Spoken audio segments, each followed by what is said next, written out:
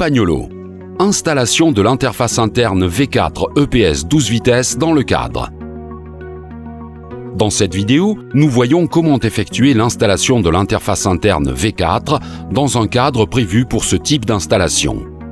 Il est nécessaire d'utiliser le câblage symétrique et la platine spécifique.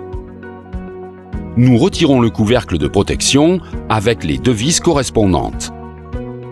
Nous introduisons le câble du kit aimant UT-CG010 EPS dans le trou de logement sur le cadre et nous le faisons sortir par le trou à proximité du guidon à l'aide du câble court.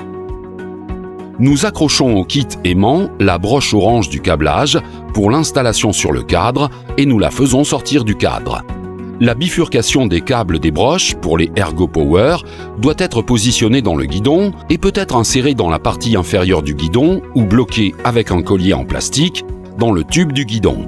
Nous positionnons les spirales fournies sur les câbles du boîtier d'alimentation. Nous rappelons qu'il est important, en cas de montage dans la tige de selle, comme dans le tube vertical, que le montage soit effectué en position centrale du boîtier d'alimentation pour éviter les oscillations excessives qui pourraient l'endommager. Nous utilisons éventuellement une cale en néoprène fournie avec les systèmes de montage à appliquer dans les zones à risque de contact avec le cadre ou avec la tige de selle même, dans la partie supérieure ou dans la partie inférieure. Nous insérons le câble long du kit aimant dans la boîte du pédalier et nous le faisons sortir par le tube vertical. Nous raccordons le câble court et le câble plus long du boîtier d'alimentation et nous le faisons sortir par la boîte de pédalier.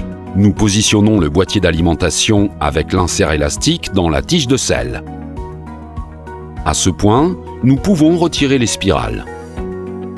Nous introduisons le câble long du kit aimant dans le trou de logement de l'interface et nous le faisons sortir par la boîte de pédalier, en accrochant le câble gris du boîtier d'alimentation, en le faisant sortir par le trou du logement d'interface.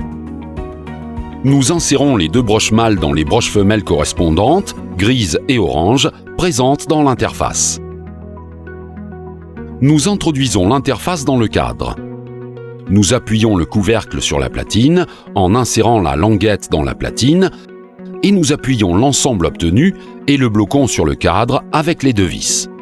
La languette du couvercle sert à présent de charnière d'ouverture du couvercle.